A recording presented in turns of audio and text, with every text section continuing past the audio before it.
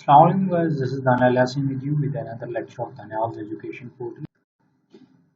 Guys, इस video में जो हमारा टॉपिक होने वाला है वो बेसिकली हम जो है अकाउंटिंग इक्वेशन को देख रहे हैं। अच्छा देखिए, ये जो है आपकी अकाउंटिंग इक्वेशन, ये बेसिकली आपका जो है टोटल सम शो कर रही होती है जो आपके पास एसेट्स अवेलेबल हैं, और ये इन अनदर वर्ड्स आपको शो कर रही होती है कि आपकी जो सो फार आपने जो अपनी अकाउंटिंग रखी है वो बिल्कुल ठीक रखी है या नहीं रखी है। चलिए गाइस, हमारे चैनल को सब्सक्राइब करना ना भूलें ताकि आप न्यू वीडियो से बाखबर रहें, और सब्सक्राइब के बाद बेल आइकन को ज़रूर दबाएं ताकि जो भी हमारी न्यू वीडियो है आपको फौरन उसका नोटिफिकेशन मिल सके। शुक्रिया। आइए चलते हैं हमारी आज की वीडियो की तरफ, शुरू करते हैं इस वीडियो को। जो हम सबसे पहले देखेंगे, सबसे पहले हम ये देखेंगे कि बेसिकली इक्वेशन है क्या। ये अगर हम इक्वेशन को देखें तो इक्वेशन है assets is equals to liabilities plus equity.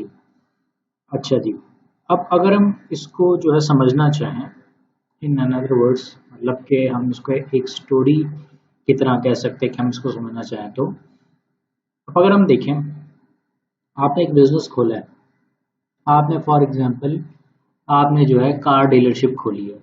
अब आपने जब बिजनेस में पैसा लगाया तो हमने ये चीज़ सीखी है कि वो इक्विटी कहलाती है, वो जो है कैपिटल अकाउंट में जाता है, वो जितना भी पैसा होता है वो कैपिटल अकाउंट में जाता है और वो इक्विटी कहलाती है जो भी पैसा बिजनेस में आपने लगाया। फॉर एग्जांपल आपने जो है ना 10 लाख रुपीस इन्वेस्ट कर दिया, इसमें ना 1 मिलियन आपने इन्वेस्ट कर दिया है बिजनेस में, तो वो इसकी हो गई इक्विटी।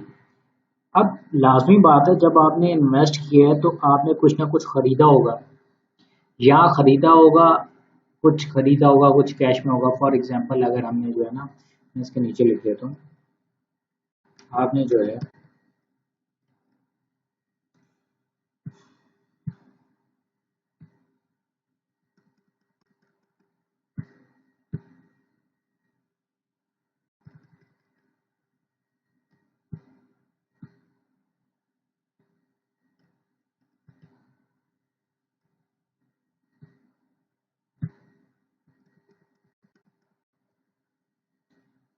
अच्छा जी, फॉर एग्जांपल आपने जो है ना 10 लाख रुपए इन्वेस्ट किया। अब जब 10 लाख आपने इन्वेस्ट किया तो हमने क्या चीज़ सीखी है कि जो भी चीज़ इन्वेस्ट होती है वो चीज़ क्या हो जाती है, वो चीज़ उस बिजनेस का एसेट हो जाती है। फॉर एग्जांपल आपने 10 लाख रुपए कैश इन्वेस्ट कर दिया ना, आपने जो कार डीलरशिप खोली उसमें 10 लाख रुपए आपने इन्वेस्ट कर दिया।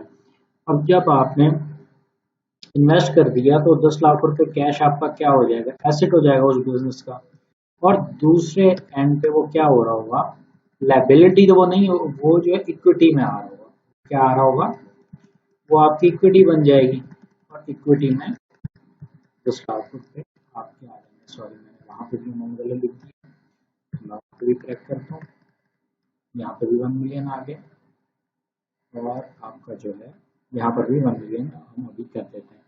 अब आपने क्या किया, आपने 1 मिलियन इन्वेस्ट किया, ठीक है जी, आपने 1 मिलियन इन्वेस्ट किया और वही चीज़ जो है ना हमने एसेट्स में लिख दी, और दूसरी साइड पे वो इक्विटी में आ गई। इक्विटी क्या होता है, जो जो चीज़ इन्वेस्ट है बिजनेस के अंदर, जो उसकी वैल्यू है वो हम लिख रहे होते हैं इक्विटी में। और टी अकाउंट में जब हम बात कर रहे होते हैं तो वो हम कैपिटल अकाउंट में डाल रहे होते हैं, ठीक है जी। अब यहाँ पे जब हम देखें assets is equals to liabilities plus equity, हमने जो है 10 लाख रुपए इन्वेस्ट किए, वो 10 लाख रुपए हम कैश की सूरत में हमने इन्वेस्ट किए ना, तो वो 10 लाख रुपए जो कैश है, वो कैश जो है वो एसेट आ गया बिजनेस का, तो वो यहाँ पे हमने उसको जो एसेट साइड पे लिख दिया। अगर हम दूसरी साइड पर देखें, दूसरी साइड पे हमारा है लायबिलिटीज प्लस इक्विटी, ठीक है जी।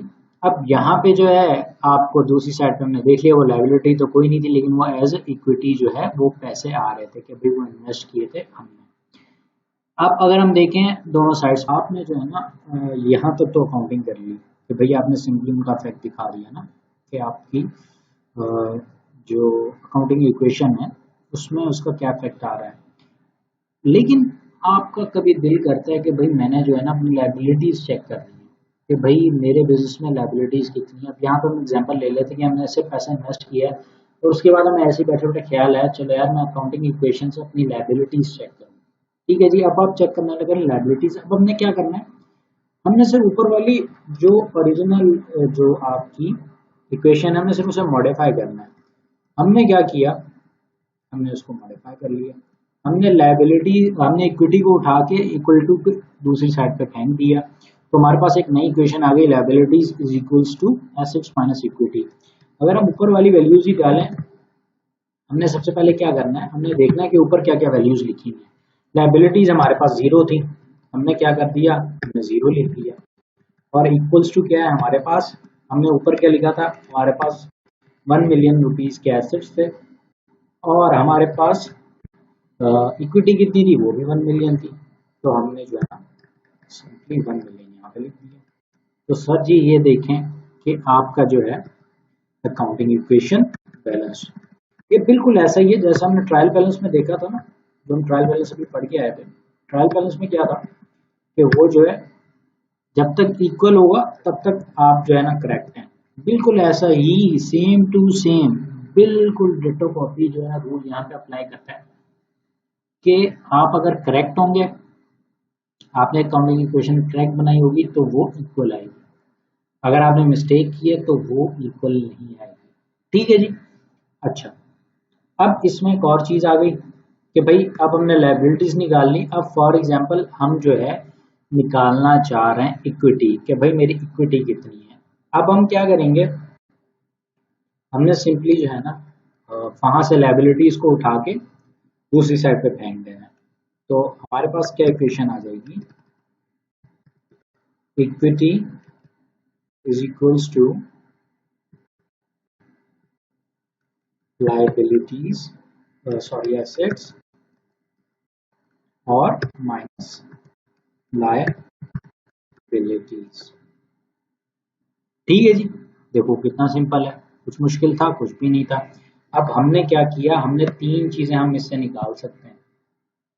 ये बिल्कुल वो मैथमेटिकल फॉर्मूले की तरह है, तो A is equals to B plus C, वो वाले जो कहानी है ना, ये समझ लें कुछ ऐसा यहाँ पे भी हो रहा है। ठीक है जी। अब यहाँ पे हमारे पास ये ओरिजिनल इक्वेशन थी, हमने उससे जो है ना जो पहली इक्वेशन थी वो हमारे assets is equals to liabilities plus equity, हमारे पास ओरिजिनल इक्वेशन थी। उससे हमने जो है ना दो और बना ली, एक लायबिलिटीज के लिए बना ली और दूसरी इक्विटी के लिए बना ली। अगर हम ऊपर वाली एग्जांपल को यहाँ पे पुट करना चाहें तो हमने सिंपली क्या करना है, हमने सिंपली आके यहाँ पे इक्विटी में हमारे पास 10 लाख रुपीज थे। ठीक है जी। हमने वो लिख देना, 1 मिलियन की वैल्यू लिख देनी है हमने, और इक्वल्स टू एसेट हमारे पास ये हमने पहली इक्वेशन लिखनी है। ठीक है। तो लायबिलिटीज हमारे पास जीरो थी, इक्विटी 1 मिलियन थी, वो वैल्यू हमने यहाँ पे लिख दी है, और जो है उसके बाद एसेट्स हमारे पास 1 मिलियन के थे, तो हमने जो है यहाँ पे लिख दिया 1 मिलियन और यहाँ पे आ गया माइनस जीरो। ये हो गई हमारी पूरी गेम खत्म। अब हमने सिंपली यहाँ पे जो है लिख देना है कि फिर ये 1 मिलियन इक्वल्स टू 1 मिलियन। देखिए कितना सिंपल, कुछ मुश्किल है, कुछ भी मुश्किल नहीं है, इतना बेबी गेम है, कुछ भी मुश्किल नहीं है, बिल्कुल ईजी। हमने एक ट्रांजैक्शन की और उसको हमने तीन तरीके से देख लिया। ठीक है जी। हमने उससे सिर्फ एसेट्स निकाल के भी देख ली, हमने लायबिलिटीज निकाल के भी देख ली, और जो है ना इक्विटी भी निकाल के देख ली। ठीक है जी। आई होप आपको बेसिक कॉन्सेप्ट अकाउंटिंग इक्वेशन का समझ में आ गया होगा। अब जब आप अकाउंटिंग की बात करते हैं, कोई भी कॉन्सेप्ट आप तब तक नहीं समझ सकते जब तक जो है आपने उसकी प्रैक्टिस नहीं की हो या आपने देखा ना हो कि उस चीज़ को अप्लाई कैसे करते हैं। अच्छा, अब मेरे हिसाब से आपको अकाउंटिंग इक्वेशन डायरेक्ट पुट करना थोड़ा सा मुश्किल होगा, कि आप अगर डायरेक्टली आपके पास कोई क्वेश्चन आता है और आप उसे डायरेक्ट पुट करने जाते हैं अकाउंटिंग इक्वेशन में, तो वो चीज़ आपके लिए डिफिकल्टी का बायस हो सकती है। तो आप जो है जब अकाउंटिंग इक्वेशन की प्रैक्टिस करने लगे हैं तो आप 3-4 क्वेश्चंस उठाएं। आप क्या करें, आप 3-4 क्वेश्चंस वो उठाएं जिसमें एंट्रीज पुट करनी हो, और फिर वो एंट्रीज आप बनाकर फिर उसके इफेक्ट्स जो हैं आप सिंपली वो जो है आप पुट करके दिखाएं, इफेक्ट्स जो है वहाँ पे अकाउंटिंग इक्वेशन में। उससे क्या होगा, उससे आपको डायरेक्ट जो है ना विदाउट एंट्रीज आपको इसमें फैक्ट्स पुट करना आएंगे अकाउंटिंग इक्वेशन में। लेकिन अगर आपके जो है ना अकाउंटिंग जो एंट्रीज हैं, अगर आपको उसके ऊपर हाथ सेट नहीं है तो पहले आप उसके ऊपर हाथ सेट करें, क्योंकि अगर आपको अकाउंटिंग एंट्रीज नहीं आती, आपको डेबिट क्रेडिट सही तरह नहीं आ रहा, तो क्या होगा कि आपको ये नहीं पता चलेगा कि इफेक्ट्स कहाँ कहाँ पुट करने हैं, उसके इफेक्ट्स कहाँ कहाँ पे जाएंगे। और दूसरी बात जो यहाँ पे बहुत इंपॉर्टेंट है, अगर आपको एसेट्स का नहीं पता, एसेट्स क्या होते हैं या लायबिलिटीज क्या होते हैं या इक्विटी क्या होती है, आप तब भी अकाउंटिंग इक्वेशन में जो है उसकी वैल्यूज नहीं डाल सकते हैं। ठीक है जी। तो अगर आपको इनका अच्छे से आइडिया नहीं है कि एसेट्स, आपकी लायबिलिटीज और जो है इक्विटी ये क्या चीजें हैं, तो मैं डिस्क्रिप्शन में लिंक डाल दूंगा, तो आप वहां से जाकर जो है ना वीडियो देख सकते हैं, जिसमें मैंने डिटेल में एक्सप्लेन किया हुआ है कि बेसिकली एसेट्स, लायबिलिटीज और इक्विटी क्या होते हैं। ठीक है जी। अब हम मूव ऑन करते हैं हमारे अगले स्टेप की तरफ, जो कि है question.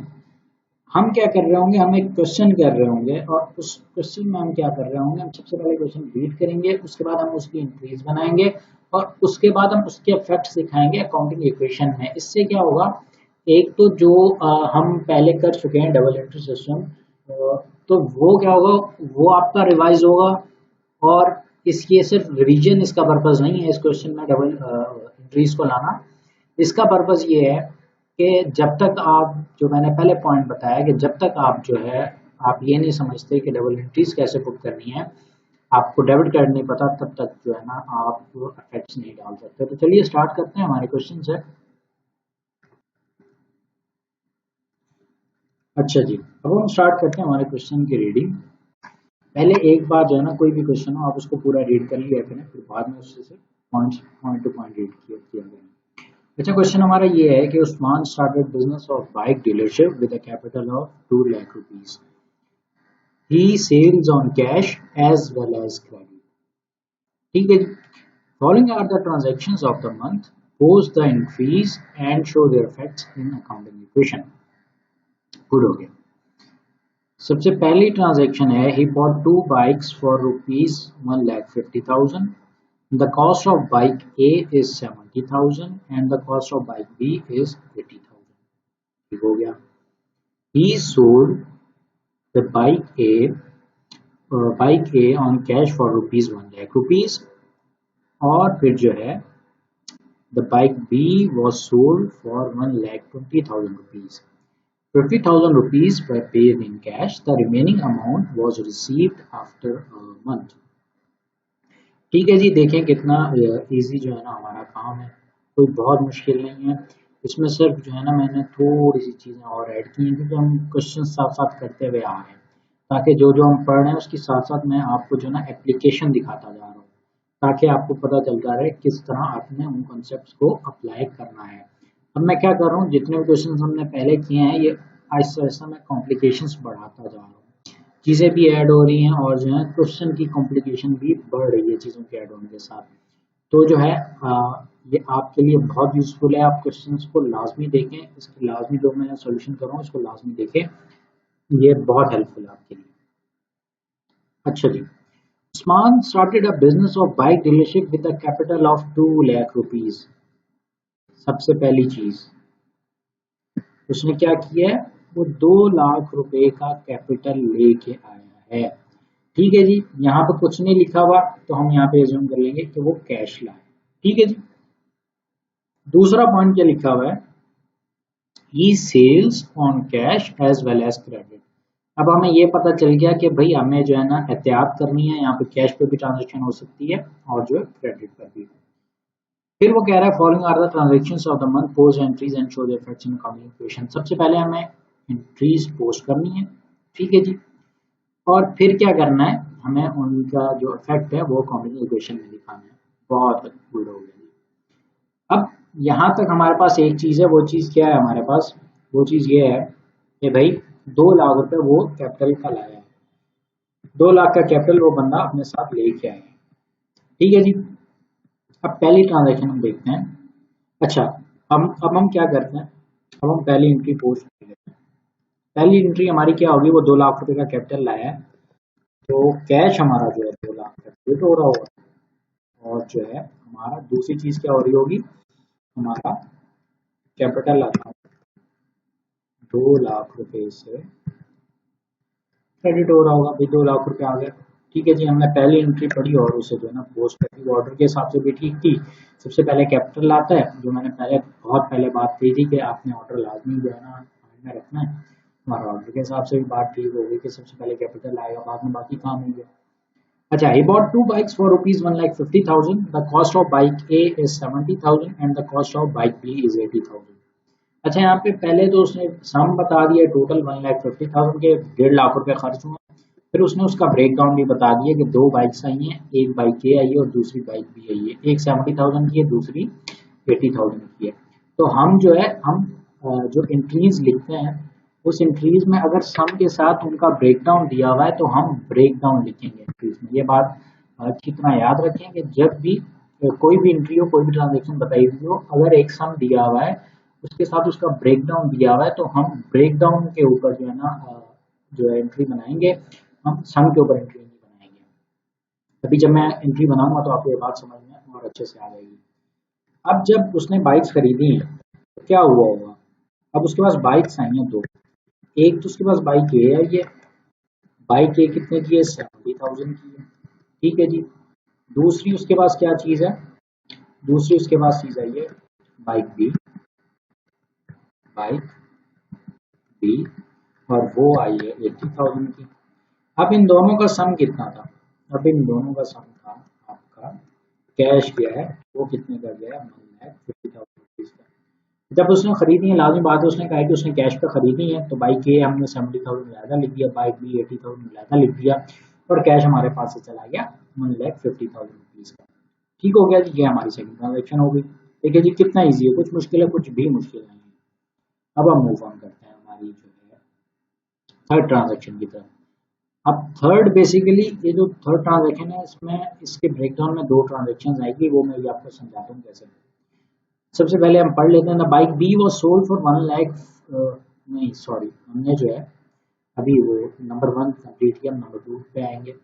He sold the bike A on cash for rupees 1 lakh. उसने बाइक ए को बेच दिया कितने का, 1 लाख रुपीज का। तो उसके बाद जब उसने एक चीज बेची है 1 लाख रुपए की, तो उसका मतलब क्या है, उसके पास कैश आ गया 1 लाख रुपीज का। ठीक है जी, ये चीज तो आपको अच्छे से क्लियर होगी कि भाई जब एक चीज हमने बेची है और जितनी अमाउंट की बेची है कैश पे बिक रही है तो हमारे पास उतना कैश आ गया, और जो चीज आ रही होती है वो हम डेबिट करते हैं, जो चीज जा रही होती है वो हम क्रेडिट करते हैं। अब उसके बाद से गया क्या है, बाइक ए गया, बाइक ए हमने कितने का खरीदा था, बाइक ए हमने खरीदा था 70,000 का, तो जितने का खरीदा था हम वो हम यहाँ पे लिख देंगे। ठीक है जी। फिर उसके बाद दूसरी चीज क्या होगी, अब लाजमी बात है जो एक्सेस अमाउंट है वो हमारा प्रॉफिट है, और प्रॉफिट हम कहाँ पे डालते हैं, कैपिटल अकाउंट में, और कैपिटल अकाउंट में हमारे 30,000 रुपए चले गए। ठीक है जी, ये हमारी सिंपल सी हमारी जो ट्रांजैक्शन नंबर 2 है वो हो गई। वो क्या थी, ही sold the bike A on cash for rupees 70,000, 100,000 rupees जो है वो हमने डेबिट कर दिए, ये हमारे पास कैश आ गया था। बाइक ए की जो परचेज प्राइस थी वो 70,000 थी, वो हमने 70,000 रुपीज लिख दिए। फिर हमारे पास आ गया कैपिटल अकाउंट, कैपिटल अकाउंट जो था वो था हमारा वो 30,000 रुपीज से क्रेडिट हो गया, वो हमारा प्रॉफिट था। अब हम मूव ऑन करते हैं हमारे अगली ट्रांजेक्शन की तरफ, और वो है ये इसकी बात कर रहा था, इस ट्री में 2 ट्रांजेक्शन बनेंगी। अच्छा, वो कैसे बनेंगी वो मैं अभी आपको दिखा दूंगा। The bike was sold for 1,20,000 rupees. अच्छा भाई, बाइक हमने बेची कितने की, 1,20,000 की, तो 1,20,000 रुपए हमारे पास आएंगे, ये तो हमें पता है। अब देखते हैं कैसे आएंगे, कैश में आएंगे या क्रेडिट में आएंगे। 50,000 rupees were paid in cash, the remaining amount was receive after a month. तो हम क्या करेंगे, हम पहले रिसीवेबल बनाएंगे, बाद में उसका जो है ना उसकी कैश की ट्रांजेक्शन दिखा देंगे। ठीक है जी। अब अगर हम देखें कि हम पोस्ट किस तरह करेंगे, एंट्री को पोस्ट किस तरह करेंगे, तो सबसे पहली चीज हमने क्या करना है, हमने जो है कैश लिखना है। हमारे पास कैश आ रहा है, कैश कितने का आ रहा है, 50,000 रुपीज का। ठीक है जी, ये चीज हमें क्लियर होगी। अच्छा जी, अब बेची कितने की है, हमने बेची कितने की, 1,20,000 की, 50,000 रुपए कैश आया, तो बाकी कितना रिमेनिंग है जो हमारा रिसीवेबल है, तो वो भी हमारा रिसीवेबल जो है वो डेबिट हो जाएगा। रिसीवेबल हमारा आ गया 70,000 रुपीज का। फॉरेन का सम कितना हो गया 1,20,000 रुपीज। अच्छा जी, ये हो गई, हमने दो चीजें लिख दी। अब ऊपर वाला तो 1,20,000 पूरा हो गया। अब हम आते हैं नीचे। सबसे पहले हम देखते हैं कि हमने बाइक बी जो है वो खरीदी कितने की थी। ये हमने ट्रांजेक्शन डाली थी 80,000 रुपीज की, हमने वो परचेज की थी। तो 80,000 रुपीज सीधे के सीधे ये हमारे पास से मतलब क्रेडिट हो जाएंगे। बाइक भी हमारे पास से 80,000 रुपीज की क्रेडिट हो जाएगी। दूसरी चीज क्या आएगी, दूसरी चीज हमने जो है ना जब देखा कि ऊपर वाला 1,20,000 रुपीज का सम हो गया है, अब हमने देखना था कि नीचे वाला जो है वो 1,20,000 रुपीज हमने पूरे करने हैं। मतलब जब 1,20,000 में हमारे पास आ रहे हैं या आएंगे, जैसे 50,000 रुपीज हमारे पास आ चुके हैं, 70,000 रुपीज आएंगे, तो इसका मतलब है कि ऊपर वाली जो अमाउंट है वो हमारा क्या है, प्रॉफिट है। तो प्रॉफिट कहाँ पे जाता है, वो जाता है कैपिटल अकाउंट में, और वो हमारा क्या हो गया, क्रेडिट हो गया। कितने से, 40,000 रुपीज से। ये हमने क्या कर लिया, ये हमने ट्रांजेक्शन पूरी कर ली। एक बार हम देख लेते हैं दोबारा सारी की सारी ट्रांजेक्शन को, हमने क्या क्या किया है। अच्छा जी, सबसे पहले वो जो है ना कैपिटल लाया, कितने का लाया, 2 लाख रुपए का कैपिटल लाया। तो हमने क्या किया, हमने सिंपली कैश को जो है डेबिट कर दिया और कैपिटल अकाउंट को क्रेडिट कर दिया। फिर उसने क्या किया, उसने दो बाइक्स खरीदी। He bought two bikes for rupees 1,50,000. The cost of bike A is 70,000 rupees and the cost of bike B is 80,000 rupees. तो हमने क्या किया, हमने बाइक ए और बाइक बी को डेबिट कर दिया। ये दो बाइक्स हमारे पास आ गई, उनके साथ उनकी जो है रिस्पेक्टिव अमाउंट्स थी वो हमने लिख दी। और फिर जो है जितना उनका सम था वो उतना हमारे पास से कैश चलेगा, तो वो हमने अमाउंट क्रेडिट कर दी। फिर हमारे पास जो अगली ट्रांजेक्शन थी, ये sold the bike A on cash for rupees 1 lakh. तो हमने 1 लाख की बाइक ए बेच दी। बाइक ए हमने खरीदी 70,000 की थी। तो हमने क्या किया, सबसे पहले जो हमारे पास कैश आ रहा था वो हमने 1 लाख का वो डेबिट कर दिया। फिर हमने बाइक क्रेडिट कर दी, क्योंकि बाइक हमारे पास से जा रही है, उसके साथ उसकी अमाउंट लिख दी। वो कितने की खरीदी की, 70,000 की हमने खरीदी थी, तो 70,000 रुपीज हमने जो है वो क्रेडिट कर दिया। उसके बाद हमने क्या किया, हमने कहा कि भाई इनका जो डिफरेंस आ रहा है, लाजमी बात है ये सेल का केस है, हमने एक चीज खरीदी थी उसको हम बेच रहे हैं, तो इसमें प्रॉफिट हो रहा है। कितने का प्रॉफिट हो रहा है, 30,000 का प्रॉफिट हो रहा है, वो हमने कर दिया क्रेडिट। ठीक है जी, ये भी हमारी ट्रांजेक्शन पूरी हो गई। फिर जो है bike B was sold for 1,20,000 rupees. 50,000 rupees were paid in cash, the remaining amount was received after month. यहाँ पे क्या हुआ था, यहाँ पे जो है हमारा जो कैश है वो हमें रिसीव हो गया 50,000 रुपीज का। अब जो बाकी अमाउंट हमारी अभी रिसीव नहीं हुई, तो लाजमी बात है वो हमारी रिसीवेबल है, वो हमें मिलेगी, वो हमारा एसेट है। तो जो चीज़ आनी है वो डेबिट होगी। तो रिसीवेबल हमने जो है डेबिट कर दिया, कितने का, 70,000 रुपीज का। नीचे जो है, अच्छा एक चीज़ और मैं बताता चलूँ। अब जब एंट्री बना रहा हूँ ना, मैंने यहाँ पे लिखा नहीं हुआ, लेकिन आप जो है ना ये चीज़ का बहुत ख्याल रखा करें कि जो है रिसीवेबल फॉर बाइक बी, इस तरह क्या होता है कि आपकी जो है ना वो चीज़ें मिक्सअप नहीं होती हैं। आपकी चीज़ें जब मिक्सअप नहीं होती हैं तो वो चीज़ जो है ना बहुत हेल्पफुल होती है। नहीं तो जो है ना बड़ी कंफ्यूजन हो जाती है कि भाई ये अमाउंट कहाँ से आई थी और जो है ना ये अमाउंट कहाँ से आई थी। तो आप जो है ना हमेशा रिसीवेबल या पेएबल लिखते हैं ना, उसके साथ वो जिस चीज़ के लिए रिसीवेबल या पेएबल है तो आप वो ज़रूर मेंशन कर दिया करें। उससे जो है काफ़ी जो है ना वो हेल्पफुल हो जाती है चीज़। ठीक है जी, ये थोड़ा सा मैं मॉडिफाई कर लूँ ताकि जो है आपको ज़्यादा क्लियर हो जाए।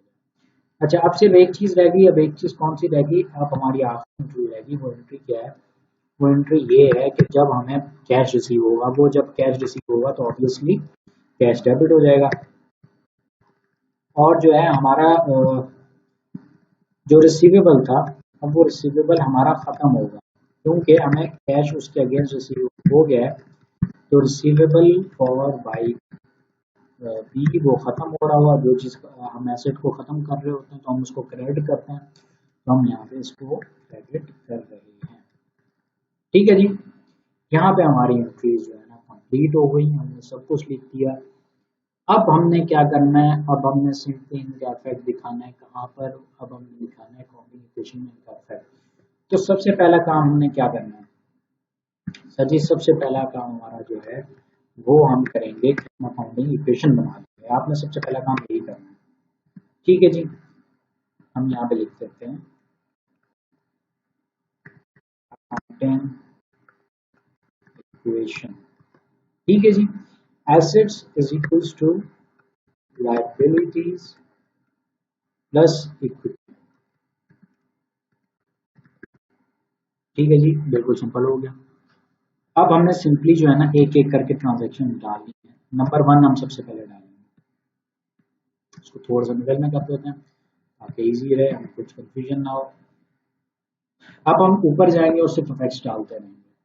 सबसे पहले हमारे पास ट्रांजेक्शन में क्या लिखा हुआ है कि हमारे पास कैपिटल आया है। कैपिटल कैपिटल अकाउंट 2 लाख से क्रेडिट हुआ है, मतलब 2 लाख रुपए कैपिटल अकाउंट में है और हमारे पास कैश जो है वो 2 लाख रुपए का आया है। अब कैश हमारे पास क्या है, कैश हमारे पास एसेट है, ठीक है जी। तो जब एसेट है हमारे पास, बिजनेस का वो क्या हो गया, एसेट हो गया। तो 2 लाख रुपए एसेट साइड में हम डाल देंगे। और जो है दूसरी साइड पर क्या हो रहा है, दूसरी साइड पर क्या हो रहा है हमारे पास, दूसरी साइड में हमारे पास इक्विटी आ रही है 2 लाख की, बिजनेस में जो है तो 2 लाख की इक्विटी आ रही है। तो वो जो है ठीक है जी, देखिए कितना सिंपल किया, हमने पहला काम कर दिया। अब हमने क्या करना है, अब हमने ये करना है, अब हमने जाना है दूसरी ट्रांजेक्शन। दूसरी ट्रांजेक्शन हमसे क्या कह रही है कि बाइक ए और बाइक बी आया है और हमारे पास से कैश गया 1.5 लाख रुपए का। तो बेसिकली हमारे पास से इसी किसी साइड पे एक गेम हुई है, वो क्या गेम हुई है वो मैं आपको भी दिखाता हूँ। हमारे पास ये आपने जो पहले लिखा हुआ है वो लाजमी साथ साथ लिखते रहें, क्योंकि वो आपको साथ साथ जो है ना नेट इफेक्ट मिलता रहेगा। अच्छा, अब देखें, अब क्या हुआ है हमारे पास से, एक तो 1.5 लाख रुपए की बाइक्स आई हैं। तो मैं सेपरेटली लिख रहा हूँ, जैसे हमने ट्रीज में लिखा था 80,000 रुपीज प्लस 70,000 रुपीज। और हमारे पास एक काम और हुआ है, दूसरा काम क्या हुआ है, हमारे पास से 1.5 लाख रुपए का कैश चला गया, तो वो भी हमारा एसेट है ना। ले, अब ये जो पूरा ब्रैकेट है ये तो आपस में नेट हो गया ना, तो पूरा नेट हो गया। Eight the end of the day अगर हम इक्वल करें तो हमारे पास क्या बच गया, 0 + 2 लाख रुपीज। और अगर हम नंबर 3 पे जाने से पहले हम सिंपली जो है ना इसको नेट करके लिखना है, तो हमारे पास दोबारा क्या वैल्यू आ गई, 2 lakh is equals to 2 lakh rupees. ठीक है जी, देखिए जी कितना सिंपल है, कुछ भी मुश्किल नहीं है। ठीक है जी, अब हम जाएंगे हमारी नेक्स्ट एंट्री की तरफ। हमने जो है ना अपनी दो एंट्रीज का इफेक्ट अकाउंटिंग इक्वेशन में दिखा दिया है। सबसे पहले हमने किसका दिखाया, सबसे पहले हमने दिखाया हमारा जो कैपिटल आया उसका, फिर हमने दूसरे नंबर पे दिखाया जब हमने बाइक्स खरीदी है उसका। हमने वही सेम अमाउंट जो पहले आ रही है होती है वो तो हमने लिखनी है, तो हमने क्या किया, 2 लाख लिखा, प्लस कर दिया। और फिर ब्रैकेट में क्योंकि हमारे पास दो एसेट्स की यहाँ पर जो है ना जो है ना बात हो रही थी, बेसिकली 3 एसेट्स आप कह सकते हैं कि 2 बाइक्स और 1 कैश। तो हमने क्या किया, जो चीज़ हमारे पास आ रही थी हमने उनको प्लस कर दिया। हमारे पास बाइक्स आ रही थी तो हमने उन दोनों को प्लस कर लिया, और हमारे पास से जा क्या रहा था, कैश जा रहा था, तो हमने उसको माइनस कर दिया। तो बाइक्स प्लस होगी, कैश माइनस हो गया, तो नेट इफेक्ट यहाँ पे 0 आ गया। तो हमारे पास at the end of the day क्या बचा, 2 lakh is equal to 2 lakh. ठीक है जी, ये चीज़ हमें क्लियर हो गई। अब हम जाते हैं हमारी अगली ट्रांजेक्शन की तरफ। अगली ट्रांजेक्शन हमारे पास थी जब हमने बाइक ए बेचा था। बाइक ए में हमारे पास क्या है, एक तो कैश है, वो हमारा एसेट है, और एक हमारे पास से बाइक गई है, हमारे पास एक एसेट चला गया, और हमारा एक कैपिटल अकाउंट जो है वो 30,000 रुपये से बढ़ गया। क्रेडिट हुआ है मतलब वो बढ़ गया। तो हम सबसे पहले लिखेंगे 2 लाख रुपीज, फिर हम करेंगे प्लस। अब प्लस फिर हम दोबारा ब्रैकेट डालेंगे। अब ब्रैकेट में हमने क्या करना है, हमने वही डेबिट क्या हो रहा है क्रेडिट क्या हो रहा है वो सब लिखना है। हमारे एसेट्स में से क्या आ रहा है क्या जा रहा है। एक हमारे एसेट्स में 1 लाख रुपए का कैश आ रहा है और एसेट्स में से 70,000 रुपए का बाइक जा रहा है। तो हमने यहाँ पे 1 लाख रुपए का कैश में से 70,000 रुपीज का बाइक माइनस कर दिया। भाई 1 लाख आ रहा है हमारे पास से और 70,000 रुपीज जा रहा है। कितना इजी, कुछ मुश्किल था, कुछ भी मुश्किल नहीं था। दूसरी साइड पे हमने क्या किया, जीरो, लाइबिलिटी तो कोई भी नहीं है, तो 0 प्लस, और जो है हमारी इक्विटी जो ऑलरेडी है वो तो 2 लाख रुपए, और उसमें क्या हुआ है, उसमें जस्ट अभी 30,000 रुपीज जो है वो ऐड हुए। तो हमने जो है 30,000 रुपीज ऐड कर दिए। हमने अकाउंटिंग इक्वेशन का पूरा फैक्ट दिखा दिया, उसकी 3 वैल्यूज थी जो हमने डालनी थी अकाउंटिंग इक्वेशन में, तो वो हमने तीनों डाल दी। पहले हमने 1 लाख रुपए का हमारे पास कैश आया तो वो प्लस में रहेगा, हमारे पास से 70,000 रुपीज का बाइक गया है तो वो माइनस होगा। ये चीज क्लियर है आपको? उसके बाद हमारे पास 30,000 रुपीज से हमारा जो कैपिटल अकाउंट है क्रेडिट हुआ है, और जब कैपिटल अकाउंट क्रेडिट होता है इसका मतलब है कि हमारा कैपिटल अकाउंट इंक्रीज हुआ है। ठीक है जी, तो हमने वो उसे प्लस कर दिया। अब हम जो है ना सिंपली क्या करेंगे, अब हम इसको नेट करके यहाँ पे फिगर लिख देंगे। तो अगर हम पहले लेफ्ट साइड को देखें तो वो हमारे पास जो नेट फिगर आ रही है वो बनेगी 2,30,000 रुपीज। ठीक है जी, मैंने डायरेक्ट नेट ऑफ करके लिख दिया। आप सेपरेटली करें तो अगर आप देखें, अगर आप इसको नेट करते हैं तो हमारे पास वैल्यू आ जाएगी 2,00,000 प्लस 30,000 रुपीज, तो 2,30,000 रुपीज बन जाएंगे। और हमारी जो राइट साइड है वहाँ पे ऑलरेडी सिंपल सामने ही लिखा हुआ है कि 2,00,000 प्लस 30,000, तो 2,30,000 आप देख रहे हैं कि बिल्कुल इक्वली चल रहे हैं, दोनों साइड्स इक्वल चल रही हैं हमारे पास। ठीक हो गया जी। अब हमने क्या कर लिया, अब हमने यहाँ तक कर लिया, हमारी जो थर्ड एंट्री थी वहां तक हमने काम पूरा कर लिया है। अब हम जा रहे हैं हमारी फोर्थ एंट्री की तरफ। फोर्थ एंट्री हमारे हमें क्या कह रही है, एक तो हमारे पास कैश आ रहा है और दूसरा एक रिसीवेबल बन रहा है, ये दोनों हमारे पास एसेट है। और तीसरी चीज हमारे पास क्या है, हमारे पास से बाइक जा रही है, तो हमारे पास 2 एसेट आ रहे हैं और एक एसेट जा रहा है। तो ये जो है लेफ्ट साइड की ये तीनों चीजें हो गई। ठीक है जी, इन तीनों का इफेक्ट जो है वो लेफ्ट साइड पे आएगा, और कैपिटल अकाउंट क्रेडिट हो रहा है, इसका मतलब है कि ये राइट साइड का इफेक्ट आएगा और ये कैपिटल अकाउंट में ऐड हो रही है। तो सबसे पहले जो हमारे पास ऑलरेडी अमाउंट हम निकाल चुके हैं वो लिखेंगे, वो नहीं हम निकाल चुके हैं 2,30,000। फिर हम प्लस करेंगे, प्लस किया हमने, और जो है उसके बाद हम सीधा ऊपर जाएंगे और देखेंगे कौन सा एसेट आ रहा है कौन सा जा रहा है। कैश और रिसीवेबल हमारे पास आ रहे हैं, तो इन दोनों का जो सम है वो है वन, वो हम सेपरेटली लिख देते हैं आपको ज़्यादा अच्छे से समझ आए। प्लस 70,000, ये 2 एसेट हमारे पास आ रहे हैं और एक एसेट हमारे पास से जा रहा है। वो कौन सा एसेट जा रहा था, वो हमारे पास से बाइक भी जा रहा था, तो हम सिंपली उसे माइनस कर देंगे। ठीक है जी, ये हमारी लेफ्ट साइड कंप्लीट होगी। अब हम मूव ऑन करते हैं हमारी राइट साइड की तरफ। अब राइट साइड में हमने हमारे पास क्या वैल्यू थी, 2,30,000 लाइबिलिटी कोई भी नहीं है, तो लेकिन जो है ना आप लिखा ज़रूर करें, यहाँ पे जो है ना ये लिख ज़रूर दिया करें ताकि आपको जो है ना वो ना हो, कन्फ्यूजन ना हो, तो भाई लाइबिलिटी जो है ना कोई नहीं है। ठीक है जी, अब हमारे पास प्लस में कितनी अमाउंट आ रही थी, 40,000। मैं दोबारा आपको रिचेक भी करवा दूंगा, मेरे माइंड में है तो मैं जो है ना डायरेक्टली लिखता जा रहा हूँ। ये देखें, पहला कैश था, दूसरा रिसीवेबल फॉर बाइक थे, दोनों हमारे पास एसेट्स थे। हमने 50 और 70,000 रुपीज़ को हमने क्या कर दिया, हमने ऐड कर दिया। ठीक है जी, फिर उसके बाद हमारे पास एक और चीज़ थी इस एंट्री में, वो ये था क्रेडिट हो रहा था। वो क्या क्रेडिट हो रहा था, बाइक क्रेडिट हो रहा था, जो कि हमारा एसेट था, एसेट हमारे पास से जा रहा है वो हम क्रेडिट कर रहे हैं। तो जब क्रेडिट हो रहा है तो मतलब वो माइनस हो रहा है, तो हमने यहाँ पे सिंपली आगे उसको माइनस कर दिया। और दूसरा अमाउंट क्या हो रहा था, दूसरा ये हो रहा था कैपिटल अकाउंट क्रेडिट हो रहा था कितने से, 40,000। तो कैपिटल अकाउंट जब क्रेडिट होता है उसका मतलब ये है कि वो जो है आपका कैपिटल जो है वो बढ़ रहा है। तो हमने क्या किया, हमने दूसरी साइड पे जाके सिंपली 40,000 रुपीज़ ऐड कर दिए। अब अगर हम इसे नेट ऑफ करते हैं, जब वो हम इसको नेट ऑफ करेंगे तो आपके पास सिंपली ये अमाउंट आ जाएगी 2,70,000 रुपीज़ दोनों साइड,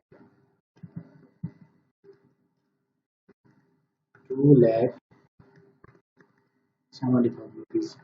देखें जी, क्वेश्चन सॉल्व आपका, सिर्फ एक एंट्री रह गई है। मतलब मैं आपको दिखा रहा हूँ कि इतना इजी है, कुछ मुश्किल नहीं है। अगर आपको एंट्रीज आती हैं, अगर आपको एंट्रीज आती हैं, उनके फैक्ट्स मतलब आपको पता है कि इस तरह एंट्रीज पुट करनी है, तो आप मतलब यूँ ये जैसे अभी चुटकी बजी बिल्कुल इसी तरह जो है ना आपने जो है क्वेश्चन कर लेना है। मतलब आपके लिए अकाउंटिंग क्वेश्चन कोई मुश्किल है ही नहीं, बहुत ईजी है।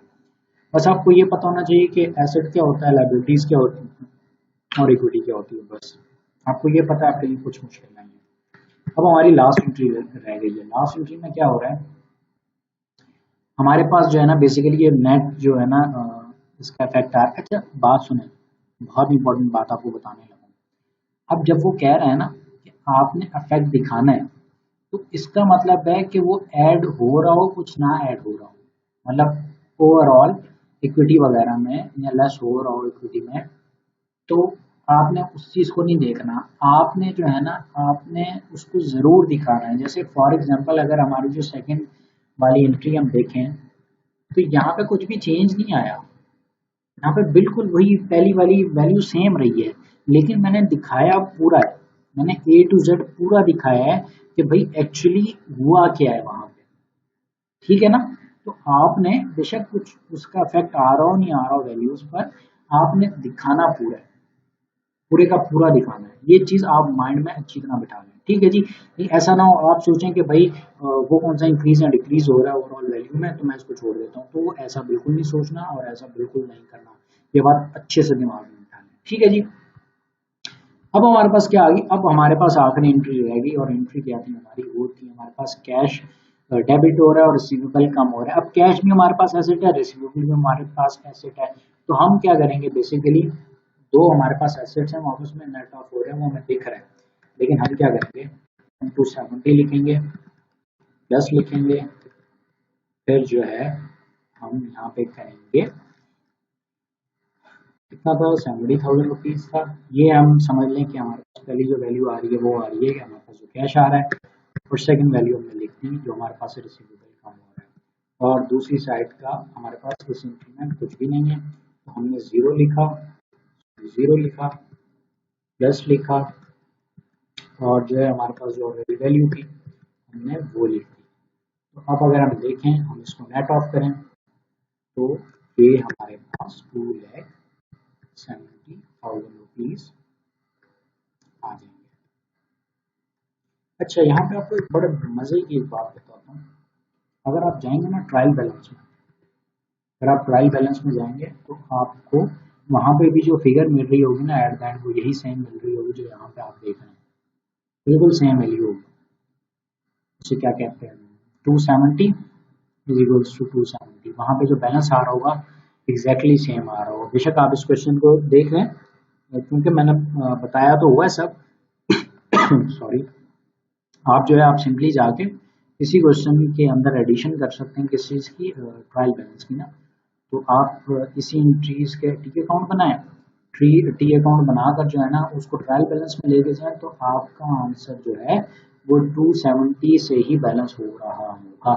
आप चेक कर सकते हैं, क्रॉस चेक भी कर सकते हैं। देखिए मैचिंग, अगर आपको अकाउंटिंग इक्वेशन मिल जाती है, अगर जो है ना क्वेश्चन में ये कह रहा है कि अकाउंटिंग इक्वेशन भी बनाए और ट्रायल बैलेंस भी बनाए, तो आपके लिए तो गेम बहुत ही आसान होगी। क्यों? क्योंकि अगर आप पहले अकाउंटिंग इक्वेशन बना लेते हैं तो आपको पता चल जाएगा कि किस वैल्यू से वो बैलेंस हो रहा होगा आपका ट्रायल बैलेंस, ठीक है जी।